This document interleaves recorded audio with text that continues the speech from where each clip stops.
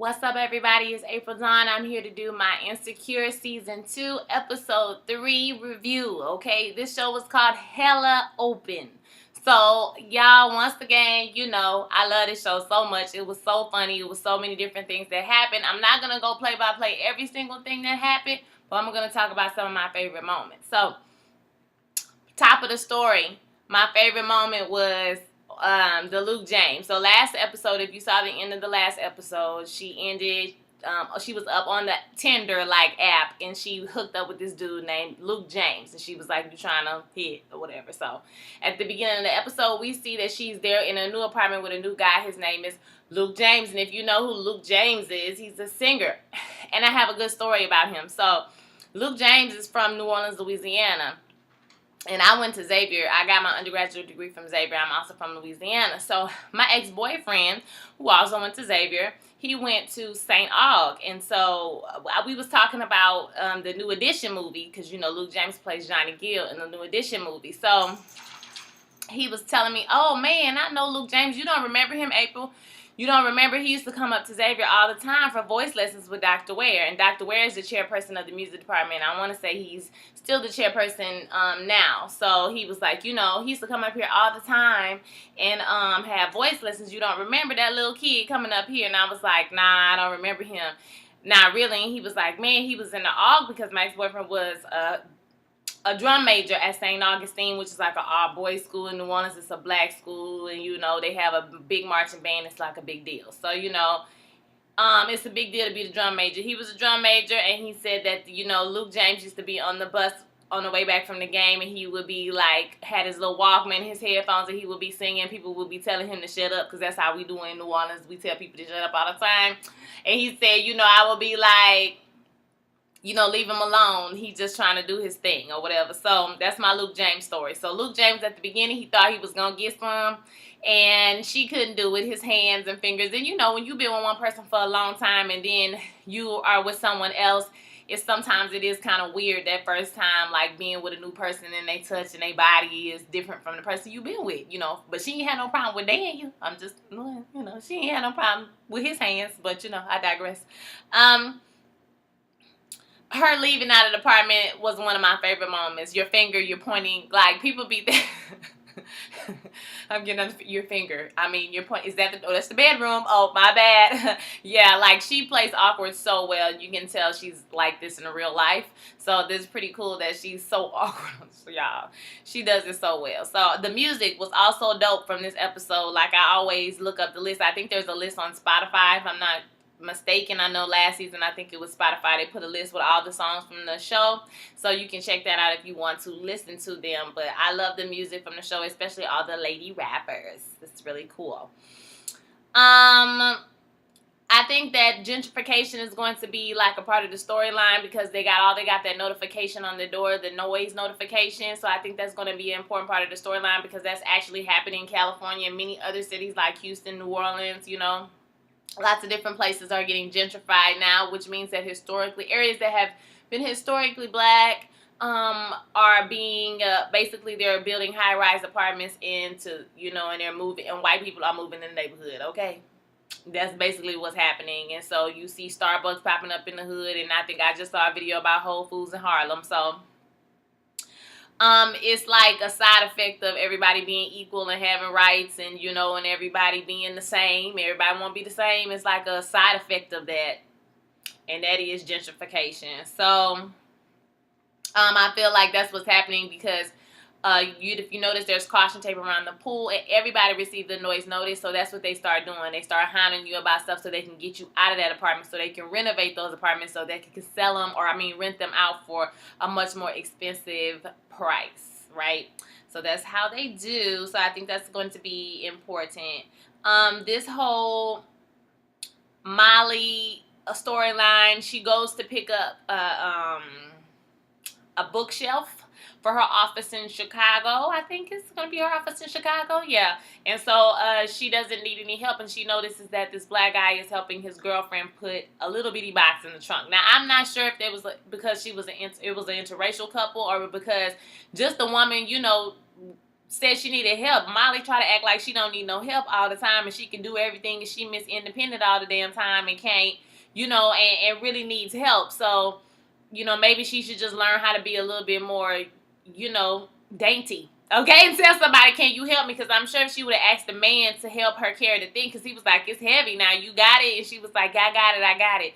So that was pretty interesting. And then at the end, we see her allowing the guys to put her bookshelf together. So that was kind of, interesting to say, well, I can't do it all by myself. I'm gonna get some help sometimes, So that was pretty interesting.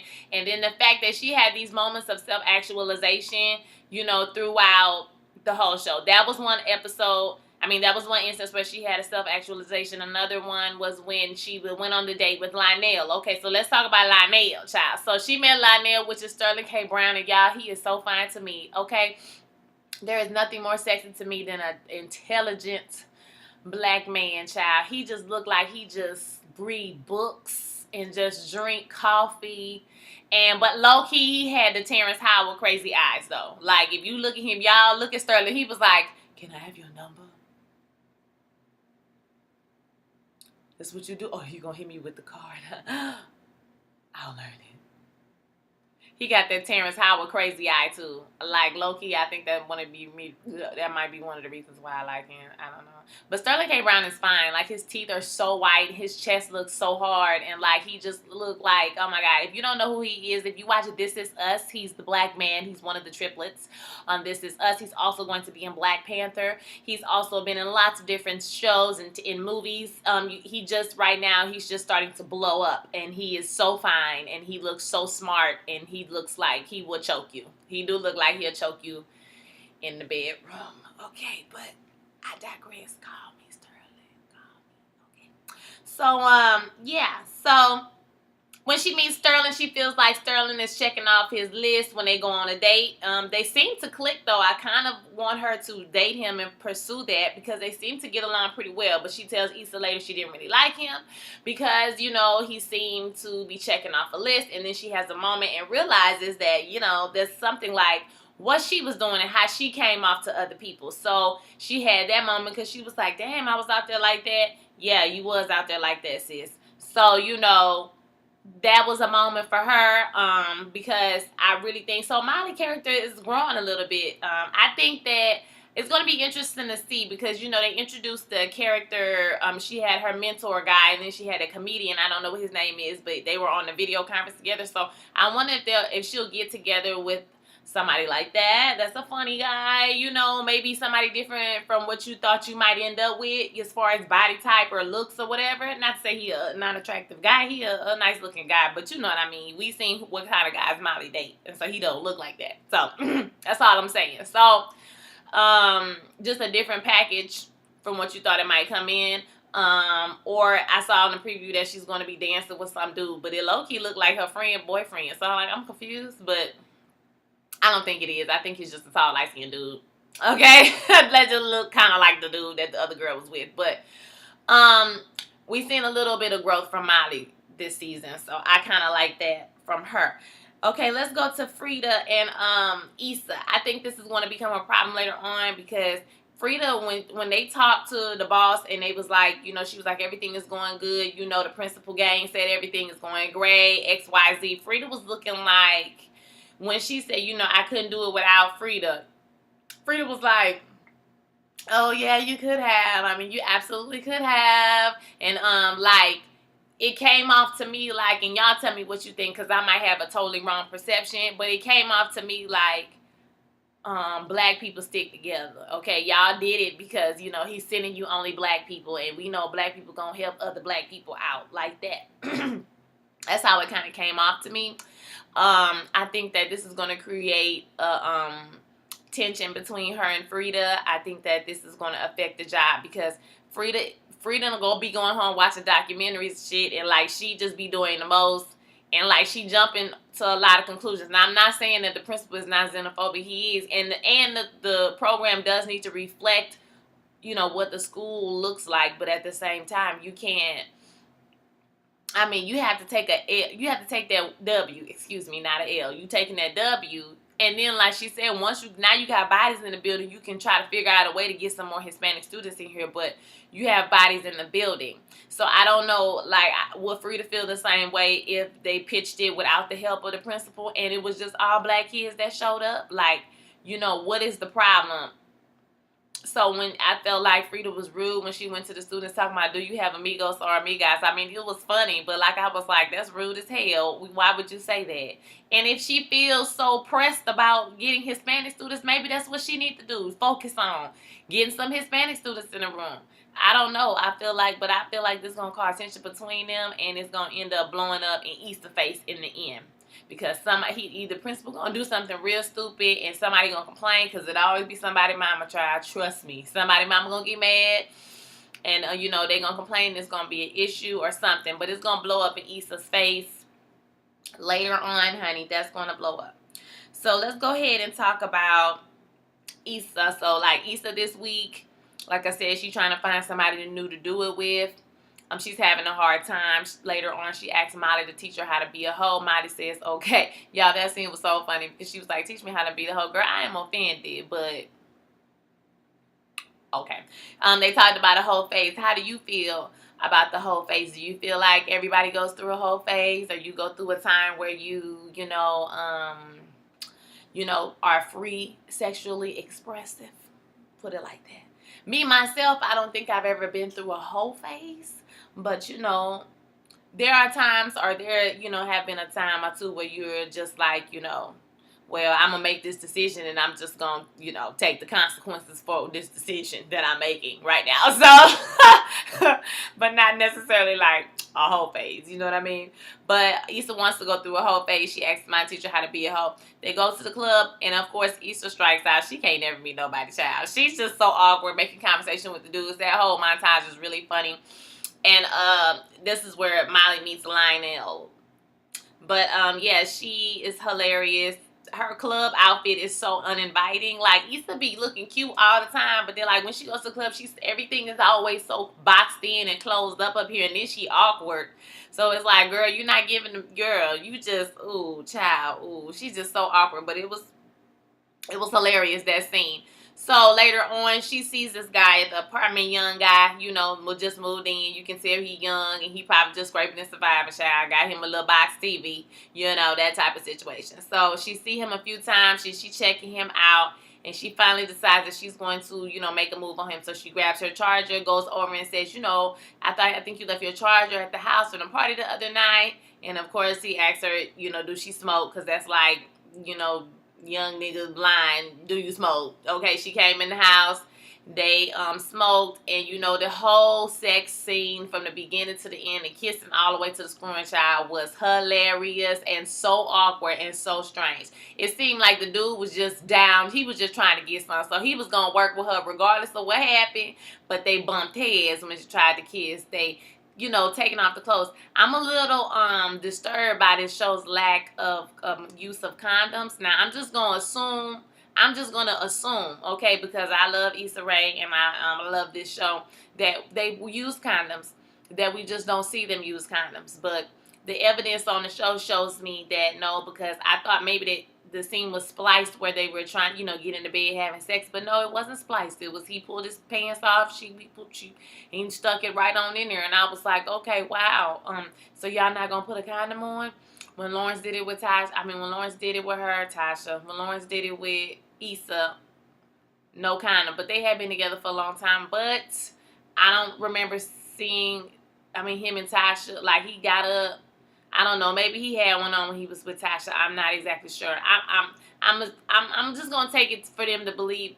I'm just gonna take it that the show wants us to believe that they are using them, but we just don't see them. Okay, because otherwise I'll be a little perplexed. But other than that, the awkward sexual scene was funny. She finally worked it out, and she was good. And then now I guess she feels ready to really go out and be and hold them. And the whole rap, y'all. Go for it, go for it, go. Ho for it, ho for it, ho.